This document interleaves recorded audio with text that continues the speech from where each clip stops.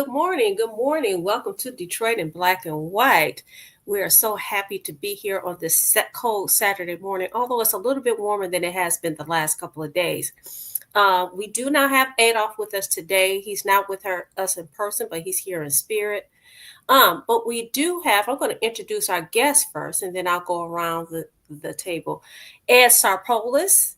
Good morning, Ed. How are you? I'm doing fine. I just want to compliment you on your combination of food. I remember in the 70s, I was at a five-star restaurant in Cincinnati. 4 people with appetizers was $600 alone. Wow. Wow. When was that? When was that? 1976. Wow. So Mason in downtown was a 5-star restaurant, and that's what they charge per person. I just want to let you know some prices in some cases are down compared to what I used to pay at fancy places. Wow. And on the my outrage, I think Coach LaFleur from the Premier Park was complaining because the Tiger fans were yelling and screaming at him and his players. That's your outrage? Yeah, because I thought that was really dumb. What do you do when you go to a football game? Right. Okay. We also have Allan Lengel, our co-host in Detroit Black and White. Allan, what is your outrage? My outrage is, I'm trying to limit a little bit of my exposure to all the bombardment of news, but I see like Vivek Ramaswamy, who has no idea how government functions and is looking at it from a businessman's standpoint and saying we can cut federal workers by 75%. Thankfully, the commission that he's on is only a one that does recommendations to Congress. But when we talk about business, business people think they know it all a lot of times. And we saw it with Rick Snyder with Flint. They put an emergency manager in there. They wanted to save money. And sometimes, when Rick Snyder used to drive me crazy when he'd call the citizens customers. You can't always, it's not always, there's services that governments provide that are necessary for some people to survive, period. And just to make blanket statements like we're going to cut 75% of the government staff is really just insane. So. Okay.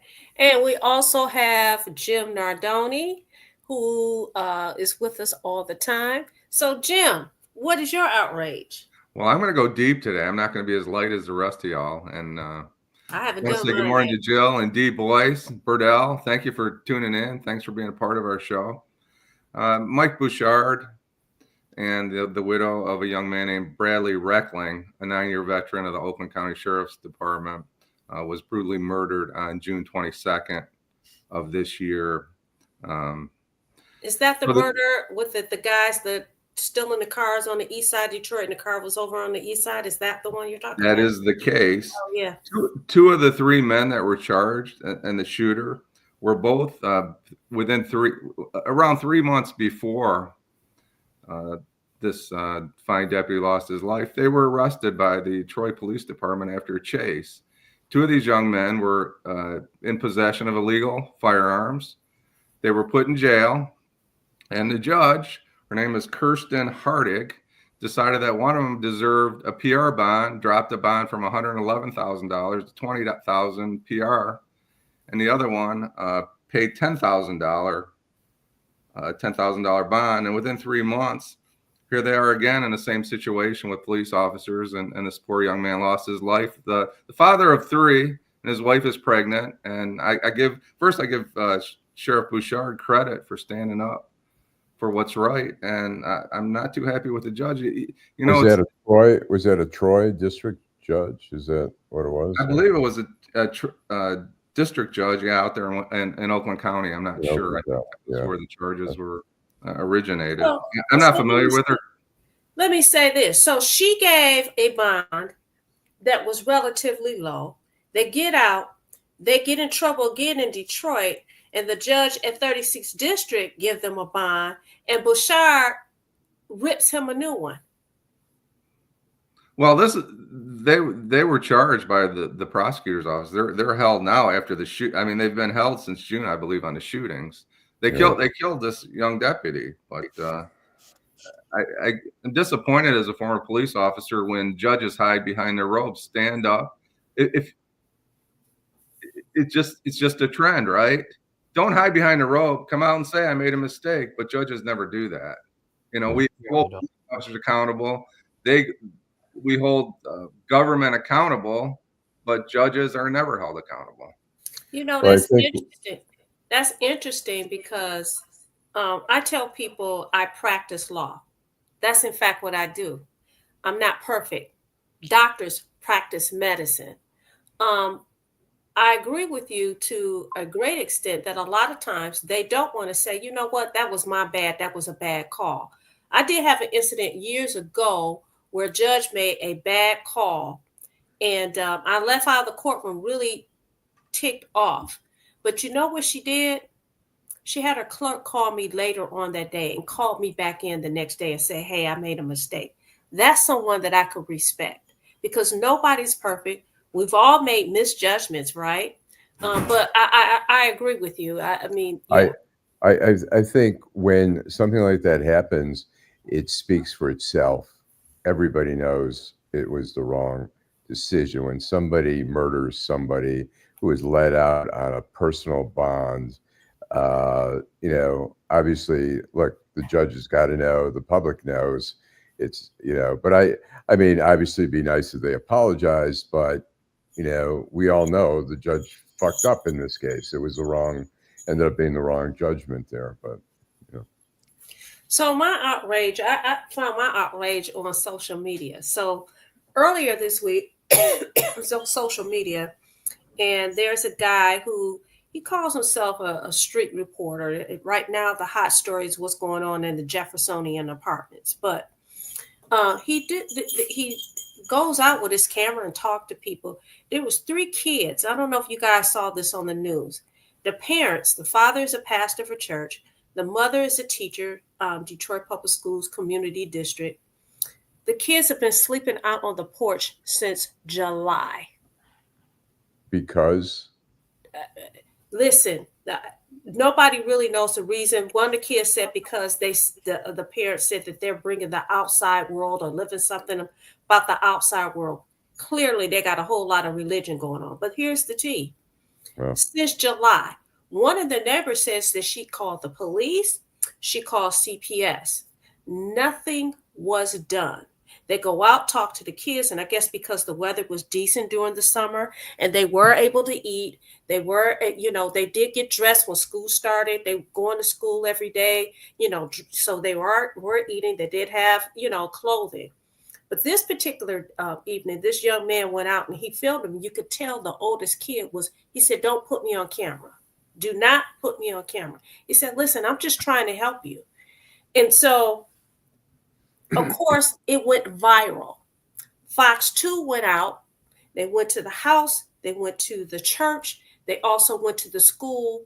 I understand that now. No, bless up, Kev. It was not. It was on Fox 2 News.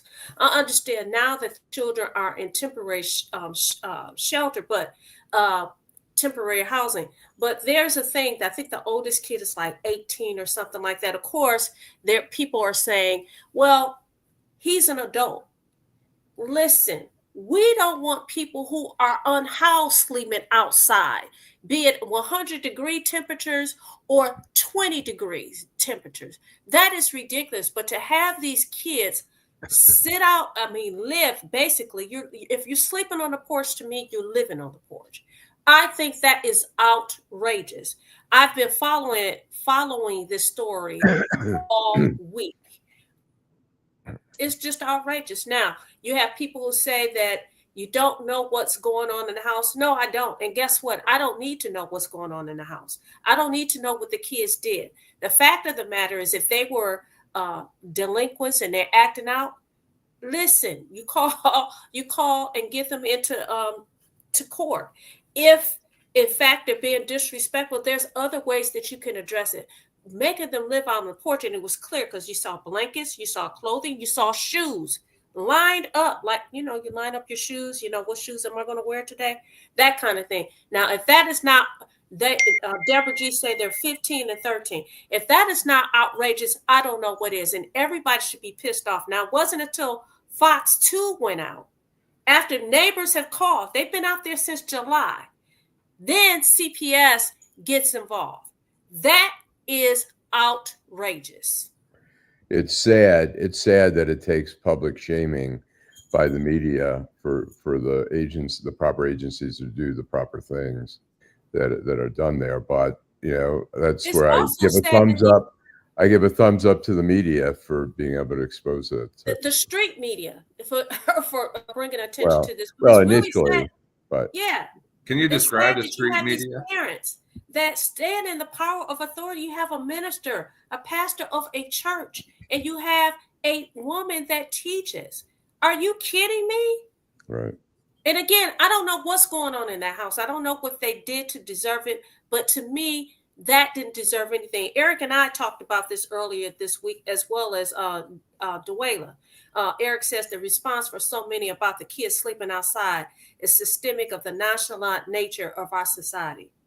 There you go. So is There this you go. is this an issue where no one wanted to get involved? Is it, this, we can talk about Adolph's little incident in Detroit. We can talk about some other incidents. When people get involved, you can lead this right into what happened in New York City with that young Marine. So Right. had he just sat there and not got involved, he wouldn't be in court today, I'm sure. Somebody might be dead, but where's the caretaker? I guess the caretaker mentality in our communities. It seems like it's disappearing. Yeah. The sad thing about it is the neighbor actually did call and said, look, they've been out there since July.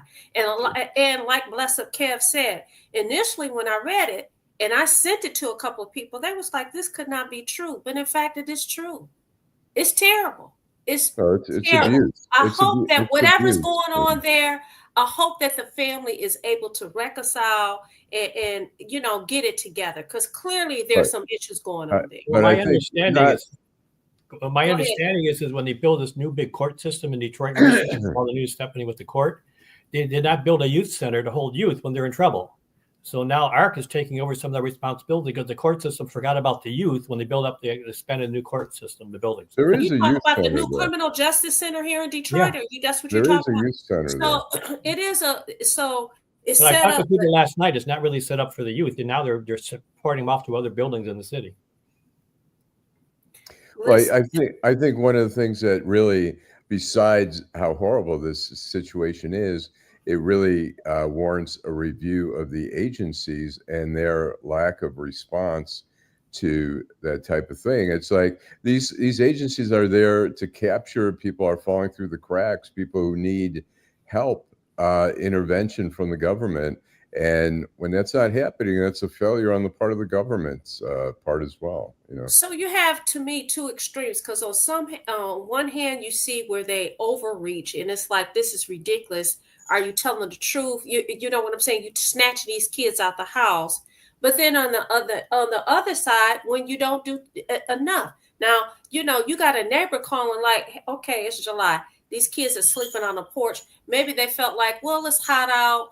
People sleep out on their porch. That's not unusual for people to do that. But then July, August, September. Are you kidding me? Are you kidding me? So I think, Ed, did you make a point that maybe private business was handling some of this? Did I take that? Yes. And what I'm saying is that even our government system is not focusing on kids like they're supposed to, too. And so if you don't think ahead, you're stuck with this. I remember I was involved with the state and the city on gambling. Mm-hmm. Most people are addicted to gaming by the time they're 17. There's no money set aside of the fees taken from casinos for people underage. It's all for adults. But the gaming addiction happens before. Well, if you were an officer, you know what I'm talking about. Sure. It happens early on. Yeah, I hate to bust a bubble, but somebody in my family, I found out when he was in high school, he was shooting craps, and by the time he was shooting crap, it was my oldest son. He's a respectful young man, but I mean, he was shooting crap in school. I didn't find out about it until after he was in college. But I think to Ed's point, that is true. Thank God he doesn't have a gambling addiction, but the fact that he was engaged in doing that, it's just like, it was unbelievable then. But you're absolutely correct, Ed. Yeah. So we got you on the show today, Ed, because you are the guru pollster, and we know that you I say things I shouldn't say.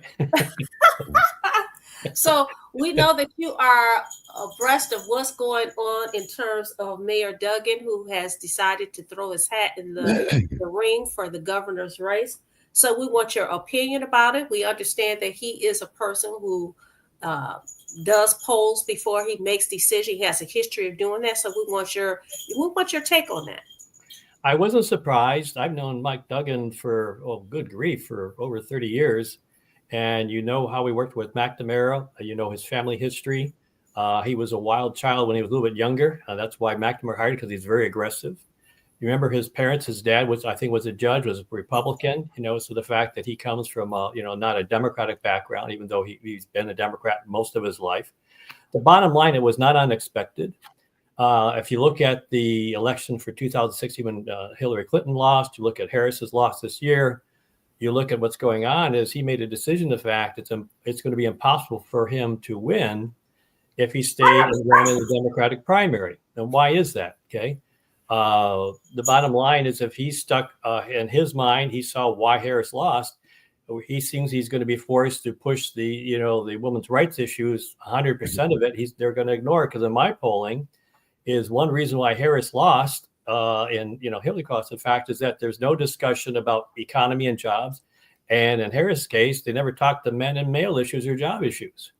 And you talked about Hispanics and blacks. That's what they've been waiting now. When I did a study for the Black Caucus in Detroit back in 2020, that was one of the biggest reasons why I told the Black Caucus to support Biden versus her for president, which they did, because she had no appeal to male voters, because she was not talking to them. Mm-hmm. And Mike Duggan. Okay. Yeah, let him finish the sentence, Allan.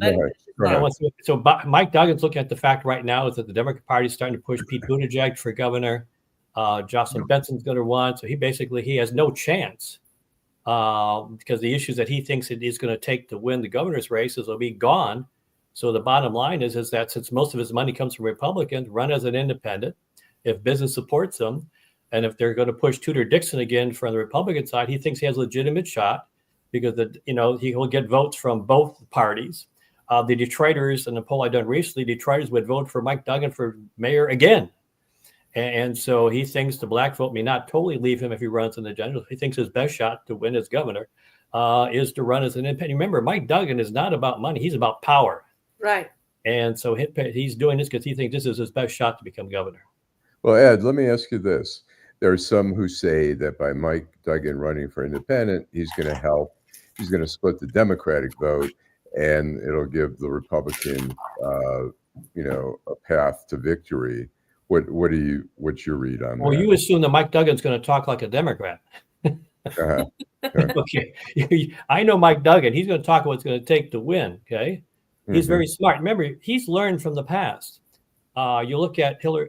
He learned from Dennis Archer. He started running his office for mayor a year and a half in advance. You look at Bill Clinton early on. Look at when he ran for mayor. He got out there very early. By getting out early now, he can start to define issues he wants to run on. He can talk about all the Republican issues now. Does he have to go back to more Democratic issues in the general? Yeah. But right now, he wants to own that ground statewide. So when he gets to the general election, he's not stuck just dealing about women's rights, which is obviously they're important. But he thinks they're not going to be able to win if they follow the Harris method and they lose just only on one issue. I have a question.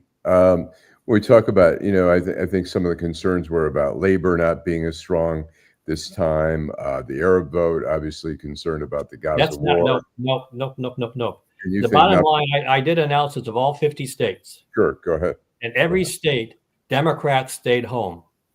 There were not more. Bottom line is that in Michigan. And why? Why? Because the fact that one, the 90-day primary campaign did not help Harris. And number two, there was no issues. I said early on, I think on your show, on your other show, I says that at least this might be the first time that a Senate candidate will win more votes or will actually win in the presidential race who is going to lose. I said that on your show. And basically, when Eliza Sutton was talking about economy and jobs and male issues, not just female issues, that's the reason why she won. Okay? Harrison was never focused on that issue, not because it was her fault, because it was always all the other people supporting that was the focus. And also the fact is that Hispanic vote, they started losing vote for her because of the fact is that they were told that their wives could vote outside of them, and that's not what they didn't like. And male voters on the black side have doing that. We got to remember, in Michigan, 83,000 Democrats stayed home compared to 2020. If those 80,000 showed up, she would have won. Lisa Slotkin appealed to that larger, broader vote, so she won. Nationally, in every state, the Democrats stayed home. Remember, Biden won by almost 9 million votes in 2020. 8 million of that stayed home in every state. Trump's vote only increased by 1 million votes, a little bit more than 1 million nationwide. So it wasn't like the fact people were switching. The Democrats stayed home because they didn't know her. And that's probably the biggest problem. The point being is Democrats need to understand you got to talk about more than just one issue, and they did not do that. Let me ask you on the Arab. Let me just real quick on the Arab vote. I'm curious. A lot diverted, like in Dearborn, did not go Democratic. It was not much different than in 2020. The bottom line is that there wasn't a big difference. No. They voted third party if they did anything. They did not vote Republican. But the Democrats stayed home, and the other Democrats, remember, Arab votes 50-50 Republican and Democrat, okay? The Democrats stayed home in Durban because I did that analysis because I can look at voters' past history. But the bottom line, remember, the Arab votes only at most 2% on a good day in any election. Right. So, Ed, you indicated that you've known Mike Duggan a long time, that he's a wild child.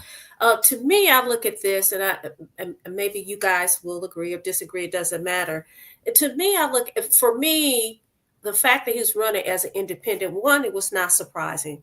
Two, he's always been a risk taker. He ran for mayor in the city of Detroit as a write-in candidate. People thought it was ridiculous. And guess what?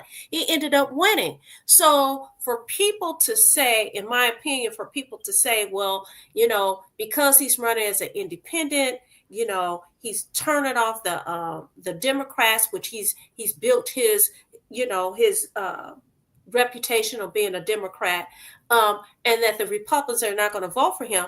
I say that is absolutely not true, that he is appealing to members of the Democratic Party that are more independent thinkers, that don't follow the party line straight through.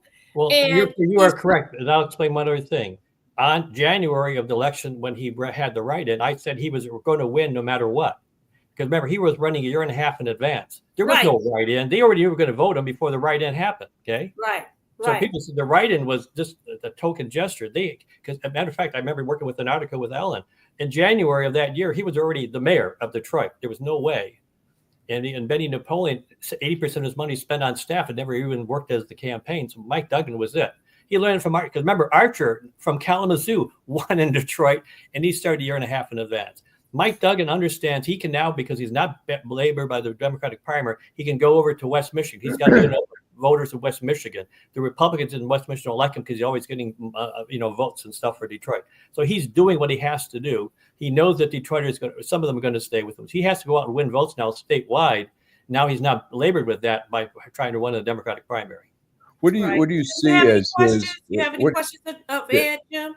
I did. I wanted to touch on a couple of things, referring to our viewers, our colleagues out there. Bless Up Kev says Michigan is now a red state, and I think he said that not in a happy way. Maybe he could clarify It's still a purple state. I will just tell you this. In every election, I've gone back to elections now 60 years. In the general election, it's been a history, except for Barack Obama and Granholm in 2006. In Michigan, 52% of white voters always go Republican. In every general election, I don't care what year it's been. So we've always been winning as a Democratic Party in Michigan, despite white voters going at least 52% Republican. It's when the people of color show up and don't stay home is why Democrats win statewide, okay? Because the Hispanic vote and the black vote did not vote as much as they should. They stayed home compared to 2020. That's why Trump won by not a large margin in Michigan. But in Michigan, for the last 50 years, if you go to the general election, count up all the Democrats, Republicans, whites always vote 52% Republican. So it's not a matter of us being red or black. We're still a purple state. It's just the fact Democrats have to learn from Clinton and other people. You got to talk about more than one issue. You got to talk about the other issues that people want to hear from. I still think Ed, we're a blue state, and Yes. a blue Trump state is what we are. Yes. So, hey, Ed, let me ask you, Jocelyn Benson, Mike Duggan, what are their strengths, and do they play across the state, or is Duggan going to have a hard time selling what he's selling across the state? Duggan's biggest problem is the mistake because of racism. And every race that I've known, and I started in politics in 1972, my business, I started in 72 doing this. Every time somebody lost a race, they said, well, Coleman Young gave that candidate $5, thereby he's only about Detroit. So Duggan's got to prove that he's not only a Detroit supporter. Okay. That's going to be his biggest problem in the other states, that he's only a Detroit supporter. So by him going out now, remember, a lot of Republicans give him money. Ron Wyther, the Republican chair, worked a lot of deals with Mike Duggan, so there's trust. He has to go out and build that confidence that he's not only for Detroit. That's going to be his biggest weakness. Right. Is there an anti-Detroit? Hold on one second. We need to break. Yeah. We need to break. Okay. And then you can come back, and then we're going to come back to you, Jim, and then myself. All right, we're going to do a commercial break. In the heart of Detroit, Bruce Simpson. Our city ombudsman and his team are dedicated to making your voice heard. The City of Detroit Ombudsman is a liaison between the City of Detroit and all persons who have a complaint or inquiry into the operation of a city department or the conduct of a city employee. The Ombudsman works as an independent oversight to provide individuals with an opportunity of giving a confidential avenue to address complaints. You can reach the Ombudsman's office at 313-224-6000 or email us at ombudsmandetroitmi.gov. You can also visit us at the Coleman A. Young Municipal Center. For more information, go to www.detroitmi.gov and type in Ombudsman. We are here to help. In Detroit, we are all one team. When you win, we all win. Hi, I'm Eric Sabri, your Wayne County Treasurer. If you're living in the home of a deceased family member and you're facing property tax foreclosure, the probate process can be helpful to you. If you file a probate petition and notify our office, the foreclosure proceedings will be halted during the probate process. Contact us at 313-224-5990 or email us at taxinfo@waynecounty.com. We're here to help.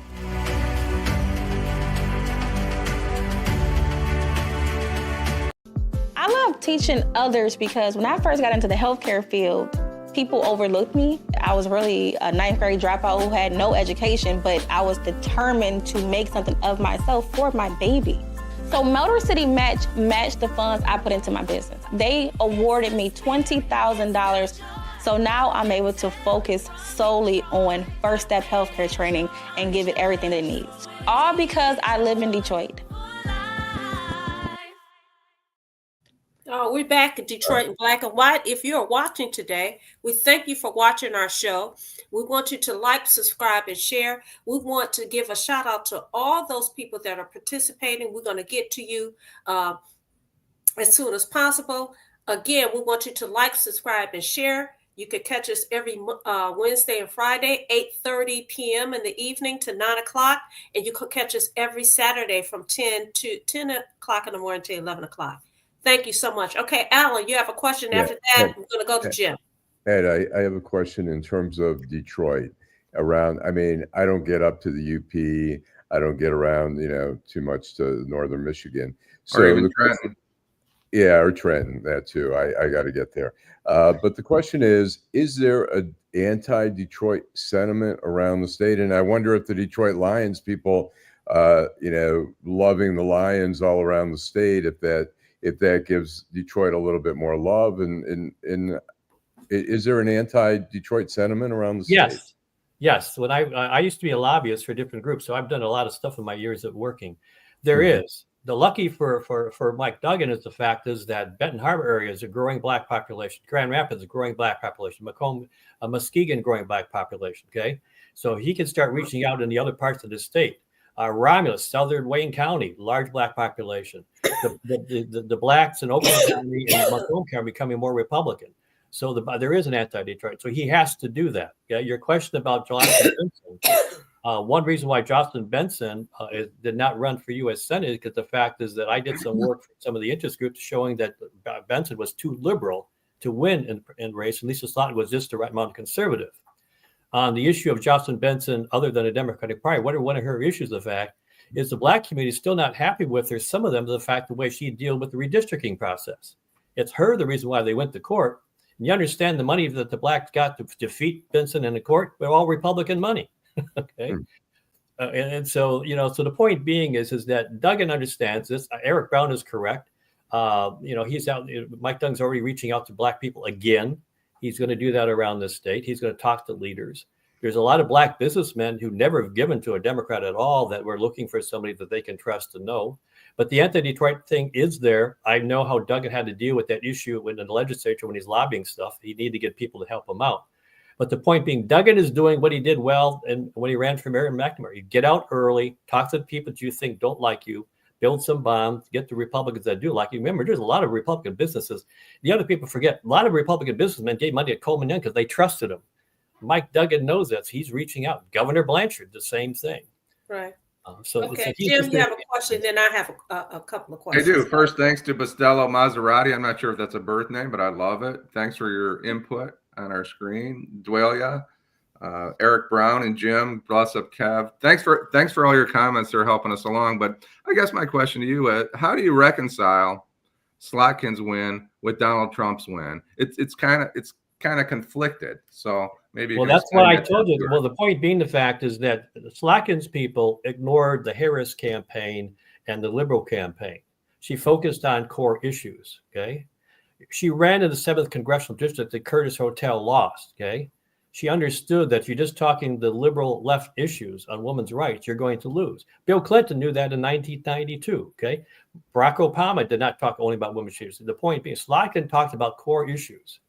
And that's why she won. She was not just all about women's rights. If Harris had more time to define herself, they didn't know her. If Harris never talked about, when was she in Detroit talking about jobs and the economy? Never. Okay. When did she talk about health care for seniors? We're going to take. Lisa Slotkin did other issues. If you walked around the state, look at her interview, look at her literature. Remember, Lisa Slotkin had 2 campaign managers. She had one for the liberal area and more for the conservative area. She was not doing it when she came around the other state. It's the same thing when I was doing polling with Gary Peters. Gary Peters was going to lose under Biden because Biden was close. Once Gary Peters started focusing on more issues, she won. Basically, we have to learn from Debbie Stabenow, who I worked with because she used to represent that 7th congressional. She was more than just women's issues. She was about other issues, economic issues. So you look at Bill Clinton, you look at all the ones that won, it wasn't just women's rights issues. Yes, Gretchen Whitmer won because that was the core everybody's talking about. She won in 2018 because she had a weak candidate. But the bottom line is you can't win Black male vote or Hispanic vote if the only thing you're talking about is women issues. Because that's why Harris was not able to win as president in 2020, because that's what the polling showed me with the Black Caucus. Yeah. So, Ed, I'm going to ask you, Jim just asked you about Slotkin. Did you see where AOC did a poll? Because she wanted to understand why is it that she won overwhelmingly her seat, and these same people voted for the president-elect Donald Trump. Did you see those articles? Yes, but we got to remember she's on the grass too. Everybody thinks she's about them, but right, Trump won. Exactly. We got to remember Trump talked to male voters all the time. Was talking to male voters, okay, black or white, whatever. Okay, he was trying to put out black sneakers. I don't know how far that went, but the point being, he talked like he was talking to everybody. Right. Okay, right. I told people Bill Clinton won because of the fact everybody thought he was. Remember, in 1992, 40% of right-to-life voters voted for Bill Clinton because they felt he understood their issue. He didn't necessarily agree with him, but the fact he was talking about adoption and stuff. Okay, you look at everybody who's ever won the other side. Carl Levin always won in West Michigan because they felt they didn't like his liberal left, but the point being he was talking to them about their issues. Harris was boxed in because of her support team, the 90-day thing to focusing only on a couple of issues. She never got to talk about the broader issues. But since 2020, when I did the polling for the Black Caucus in Michigan, she still yet never had an appeal to black men or men in general. Ed, what happens to Garland Gilchrist at this point in this race? Where do you see him landing? I will tell you that I helped him. My team helped him come close to building Janice Winfrey back when he ran for city clerk, and we would have won, but we didn't. We were short 20,000 get the AV vote out, that type of thing. We started out in the community.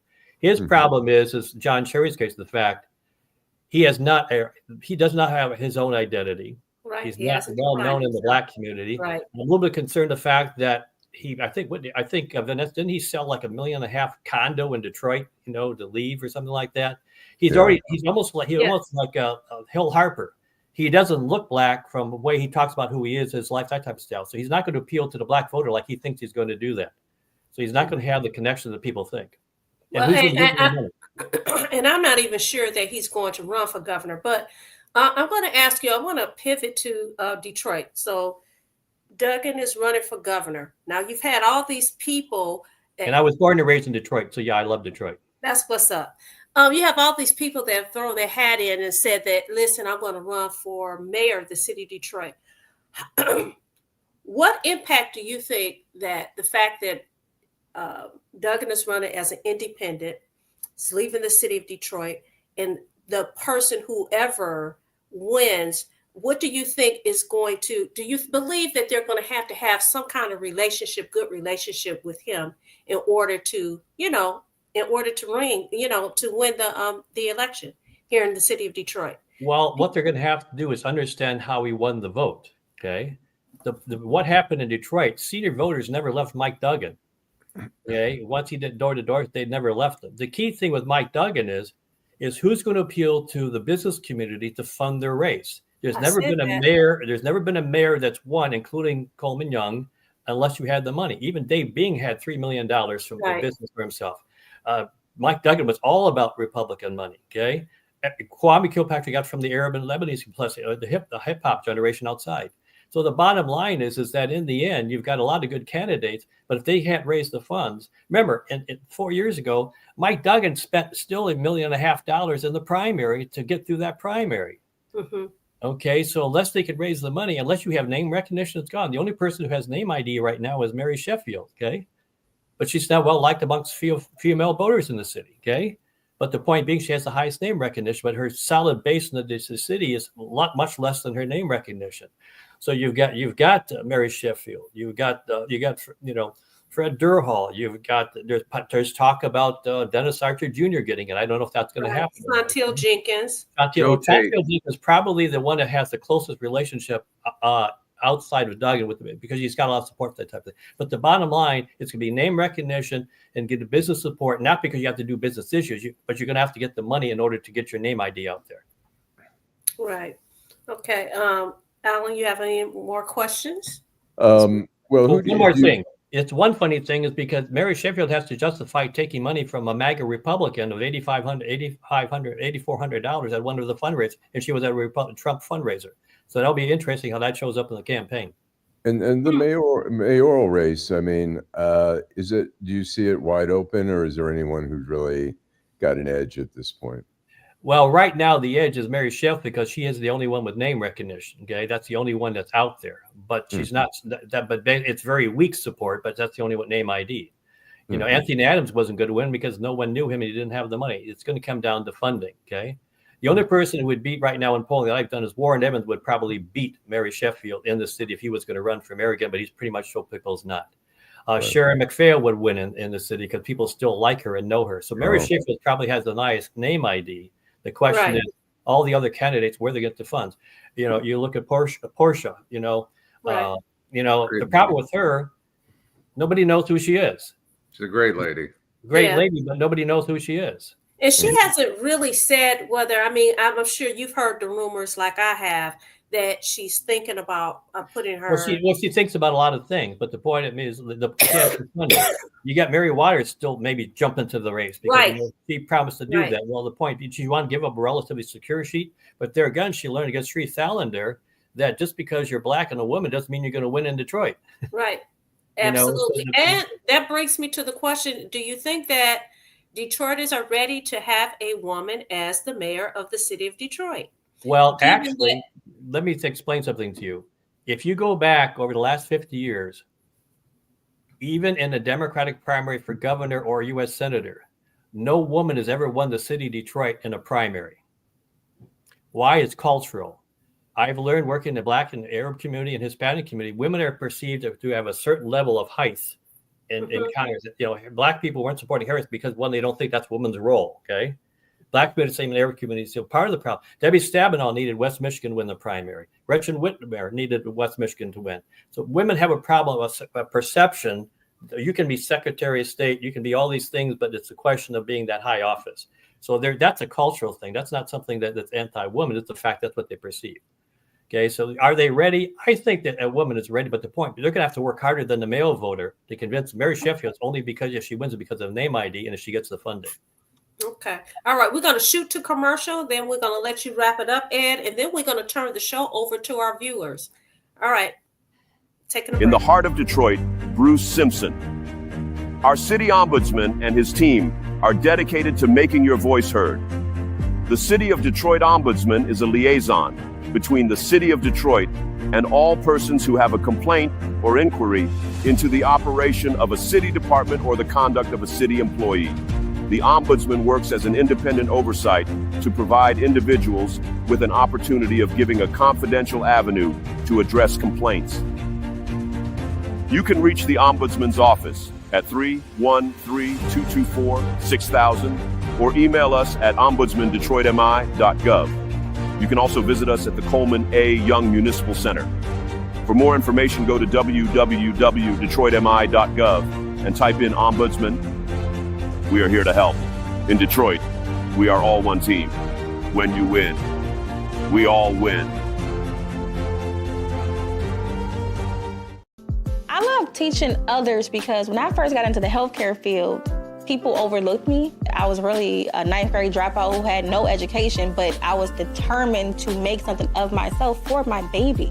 So Motor City matched the funds I put into my business. They awarded me $20,000. So now I'm able to focus solely on first step healthcare training and give it everything it needs. All because I live in Detroit. Hi, I'm Eric Sabri, your Wayne County Treasurer. If you're living in the home of a deceased family member and you're facing property tax foreclosure, the probate process can be helpful to you. If you file a probate petition and notify our office, the foreclosure proceedings will be halted during the probate process. Contact us at 313-224-5990 or email us at taxinfo@waynecounty.com. We're here to help.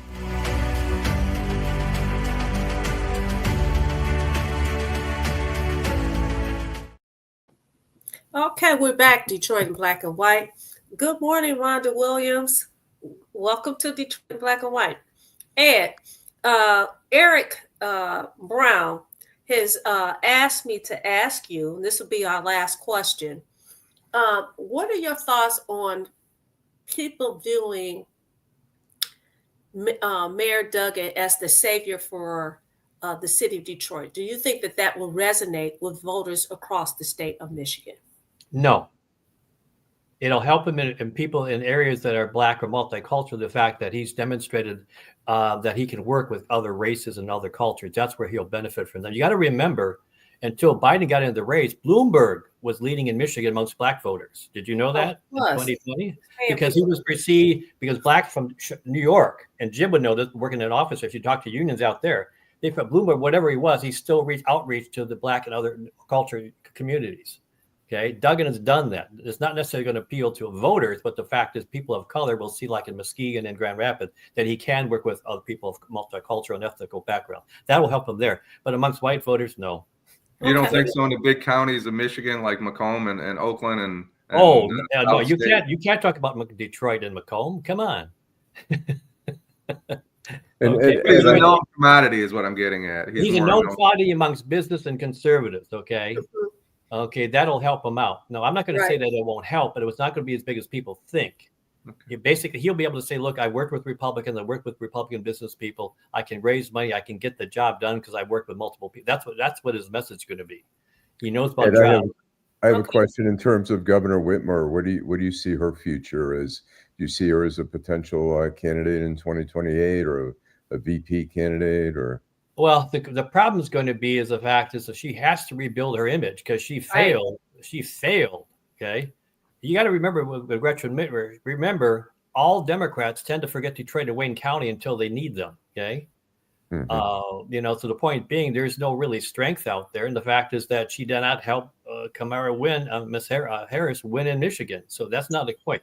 She built a reputation because she was the only person that was female and were white and as a woman that was taking on the COVID issue. That was where she made her fodder. Okay. Mm-hmm. Right now, the strongest Democrat in the state is Pete Buttigieg. Okay. Because of name ID. Did you see him running for governor? Well, the problem is going to be is not that he couldn't run and win a primary. The question is we have to be crude here. The fact he's gay and Republicans, I don't know how that's going to buy into. And some black communities are not going to vote for a gay because they're very strong anti-gay. So I'm concerned is the people ready for a gay candidate? I don't know that. Okay, because we still have certain anti-perception of things. Right, and you know what? I'm going to say this, and then we're going to wrap. We thank you, Ed, for coming on our show today, and we're looking forward to having you again. Speaking about Pete Buttigieg, however you pronounce his last name, I mean, he was good in Indiana, was a small town. That's completely different than coming here. Yes. And as you indicated, the Caucasian Republicans, Caucasian or Black Republicans are not going to vote for him. And guess what? The Democratic Black voters are not going to support him either. And the reason I say that is because Black folks are very conservative on Sunday morning. And people don't want to talk about that, but they're very, very conservative on Sunday morning. We love, they say they love everybody, but that's a stretch. And when you're talking about that small place in Indiana, that's one thing. But if you talk about the big stage here as a governor of the state of Michigan, I don't know about that. I don't know. Well, one thing I can share with you, and I think it is sort of a little bit comical relief. He's up in the Traverse City area. Okay. Mm-hmm. He can learn from the most famous candidate for running for politics from Traverse City was Pat Paulson when he ran for president. For those who are younger, they not know who Pat Paulson. He was laughing and he was a comedian, but he ran for president. Right. All right, Ed. Well, we thank you so much for participating today. We can't wait to have you back on. I'm sure we'll be calling you in the next month or so to come back on the show. You're a frequent flyer here. Thank you so much for being with us on Detroit in Black and White. And you have a good weekend. Pleasure. Okay, we're going to turn the show over to our viewers. Vanessa, I got a question for you. Yeah. When you talk about blacks being conservative and stuff like that, and being that they wouldn't accept a gay candidate, is it conservativeness or is it bigotry and prejudice that we talk about, and not just blacks but other groups as well, conservative groups who say I can't accept a gay candidate? Is that conservativeness or is that bigotry? Well, I will say this. My answer is going to be this. However you want to term it, it is what it is. Yeah. Listen. I'm a Black woman. I grew up in the Black church. Okay. Right. They have a problem with. I mean, it's gotten better, but there are women who are in the pulpit, but you're an evangelist. Don't say that you are the pastor of the church. Listen, same-sex marriage. I know some people same-sex marriage. There are ministers in the church, and listen. It's okay on Sunday morning. Hey, God bless you. But if we're talking about politics and holding a political office, it ain't going to happen. So you could call it prejudice. You can call it conservative. You could call it whatever you want to call it. I'm going to call it what it is. It is what it is. And that's the honest to goodness truth. Okay. All right. Hey, thanks for, like my music coming back. We keep thinking we're going to lose you, but you keep coming back. Thanks for coming back. Yeah, Allan, right. I think you make a great point. I guess Ed has the numbers, but I was surprised to hear him say that personally, that we wouldn't elect a gay man in Michigan. That kind of surprised me a little bit. I mean, look, Pete Buttigieg has run, he ran a small city, but he also is running a big department now, Department of Transportation. He's got some, stature in the party, but, Yeah, you see, you don't like my music. He said never with an exclamation point. What we're going to do is we're going to ask that, because this is Detroit in Black and White. This is a viewer show. We're going to ask you guys to chime in and tell us what your outrage is, so that we can have a brief discussion about your outrage. I will say that I got a text from somebody that's listening to the show, and they said that when you asked me the question, Allan, they said it's all of it. It's both. So Okay. I mean, and this is a black. Yeah, I'm just trying to understand black male conservative. Is that hidden? I'm sorry, Allan. Is that hidden behind the candidate? Is that an excuse not to vote for the candidate? Well, he's an okay candidate, or he's a crummy candidate, but I'm just not gonna vote for him because he's gay or black or fat or skinny or whatever the case may be. I mean, are people looking for an excuse? I guess is my question. I had, during the campaign, I would ask Uber drivers, and a lot of them were from the Middle East. I'd say, who are you voting for? And they say, well, I haven't made up my mind, but I don't think there should be a woman as president. There you have it. Yeah. There are people like that out there. All right. So, okay, South Bend, Indiana isn't the state of Indiana. He would win the mayor of Ann Arbor. He couldn't win the governor of his home state. That's Stedman. And I think he's talking about Indiana as his home state, right? Stedman, is that what you mean, Indiana or Michigan? He says South Bend, Indiana isn't the state of Indiana. Oh, state of Indiana. I think he's saying that South Bend is more liberal. It's a college town, Notre Dame, all that stuff. So it's not quite. It's like Austin, Texas. Austin, Texas is more liberal than most of Texas. So, but yeah. So we can't hear you, Vanessa. Muted.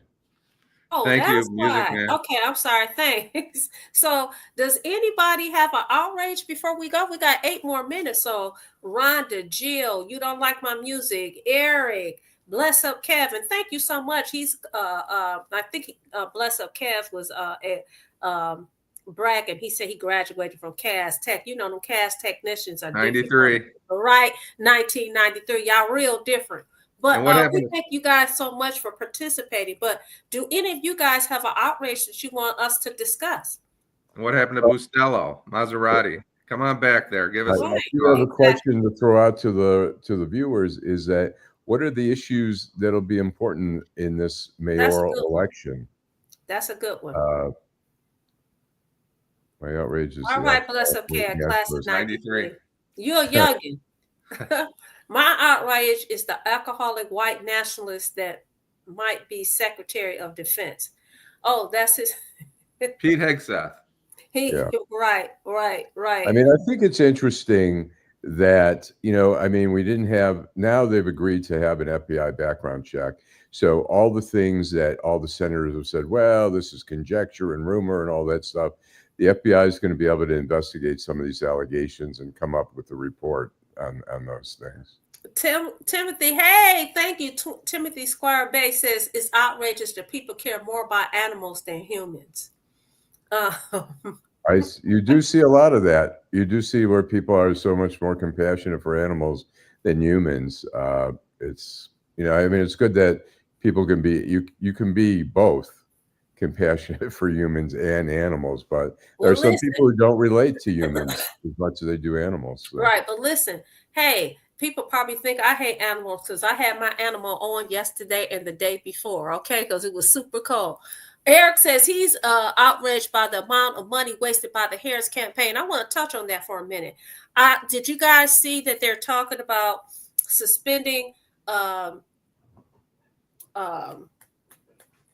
what's his name? MSNBC, Reverend Al for Reverend Al. yeah, that was in the I read that yesterday, I believe.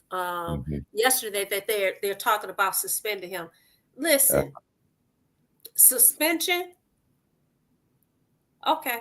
Is it a permanent suspension or would it be a temporary suspension? I don't know, but that was one of the outrages. Let's talk about deep voice and support for the black media. Why the black media is going away and why Detroit and Black and White and other areas are only, smaller shows are the only option that some folks have in the city. I think we're seeing the decline of the Michigan Chronicle, which used to be really kind of a powerhouse here in Michigan, a strong, in Detroit, particularly a strong voice. And it just seems to be, I don't know if it's the resources are not being put into it, but it doesn't, I can't remember the last time I read a story in the Chronicle that was really had some gravity. And it's a shame because there's a need for it in the community. And I agree that, I mean, a lot of it, we're seeing dwindling resources at the Detroit Free Press, the Right. staff's I was just going to shrinking, say that. Detroit News is shrinking, WDIV, all the stations are they're getting rid of people, they're bringing in less experienced people. I mean, the media is really, the problem is that people have been used to getting free media for so long, and they don't want to pay for it. Yeah, but I think what she's pointing to is that when you talk about it, and I think this is a deeper issue, when you talk about either party saying that they're going to appeal to the Black electorate, you need to pay attention to Black media, because Black media is in touch with what's really going on in the Black communities. Right. Well, what is the Black media? When you have these people, these surrogates out here saying, well, I know, and you have not lived in the hood in 40 or 50 years. No, you don't know. No, you don't know. So I think that's what she's talking about, that we need to be more supportive of. If you're talking about appealing to the Black electorate, you need to be supportive of the Black media, because we're in touch with what is actually going on. You, Allan, live in the city of Detroit. You have a paper. You talk about it. Jim, you're a police officer for years, okay? And so you know exactly what is going on. And we came together as a collective to have this show to talk about what's going on. It's called Detroit in Black and White. Can you talk about that and Deadline Detroit a little bit, Vanessa, and how the evolution, how we ended up with this podcast, how you and Adolph and Allan? Right. So I don't know how Allan ended up coming along. So I grew up with Adolph. Right. No, I know. So we were on the radio, and actually when that was during the time when I ran for Congress, talked about somebody being rebellious. I'm a rebellious person, as you guys know. I ran against an incumbent, and the things that I said in my campaign was true. It came to be true because I was right. But at any rate, when Adolph started the show, I was his first guest, and I became his co-host. Mm-hmm. And then years went by, and somehow he and Allan, because I understand he and Allan had a brief separation, if you will, that they separated, and then they had a reconciliation, and Allan started coming on the radio with us, and so it just evolved. It evolved from Adolph and I to Adolph, myself, and God rest her soul, Brenda Hill, and then when we were unceremoniously invited to leave 9:10 a.m. Radio station.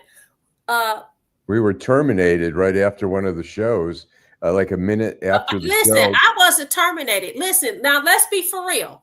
Well, we had already bought the equipment for the show. We had already made plans that we were going to do a podcast. No, but I know. But Kevin Adele, what happened was he wanted Adolph. Adolph was selling advertisement. Yeah. He wanted Adolph to get him sponsorship, and Adolph's like, get your own. And like a minute after the show, we got an email saying you guys are done. I mean, he probably caught wind that we were talking about a podcast. I don't think he caught wind of that. I think what happened was he was not paying attention to some, you always ask some rat. Somebody called and say, you hear they have all those sponsors on that show. And so he called and said, hey, you got these sponsors? Adolph said yes. And he said, I want a piece of the pie. No, we're doing the work. You want us to go out, court these people, get these people to sponsor, and then you want no. So while we're on air, Adolph had left to go out of town. You and I are still on air. I'm talking. The next thing we know, we're cut off. But Allan saved the day because he already had a podcast, which is the week that was. And so we just went on StreamYard the next week, Detroit in Black and White. And so we've been making history ever since. Bless Up Kev said, told us to keep putting out good content, and our numbers will grow. Thank you so much for Bless Up Kev. We want you to like, subscribe, and share, and tell people about this show, Detroit in Black and White. Okay. Yep. Hill Parkers was on the show. Yep. So Adolph had a radio show for what, 7 years? 7 years. Yep. 7 years. Yep. Yeah. I mean, they never had, not that I was aware of, they never had any issues at all up until, that last part. Right. And I think that's because because the sponsors, we had those commercials the whole time, right, Allan? Yeah, It was yeah. never an It issue. also That could means he wasn't have. paying attention. And then somebody, said And it was something. always spirited conversation But on the it was, radio show. you I was know on there a what? But couple it of times. was great. The only thing that I miss about that is that we did have the callers calling in, but now we have people participating Right. via making their We comments, and did. now we're engaging them in their comment making. We're making comments and talking to them, and so that's great. So Right. yeah, We so did at one point we explored possibility of getting call-ins for this show, but it was too, the phone system would be too complicated for this yeah. to work. And the more viewers that we get, the better. Some of the better guests that we've had, Dr. West, and we've had Chris Hansen, and a lot of the media. White Boy Rick. Yeah. Rick Wershey. Vanessa Moss, Allan Vanessa Lengel, Moss. Jim Nardone. I mean, we stars. Brown. Right. But the viewers are the star of the show here. Right. So it is time for us to wrap up another good spirited show. Detroit in Black and White. We will be back on Wednesday evening at 8:30 p.m. for 8:30 p.m. to 9. If you want to watch any of our previous episodes, you can go on DetroitBlackandWhite.com. Thanks so much. Bless up, Cav, D Boys, Tracy Huff. I know there's a lot of people who watch that don't even comment, but they're watching the show. We want to tell you thank you. We really appreciate it. All right. Peace out.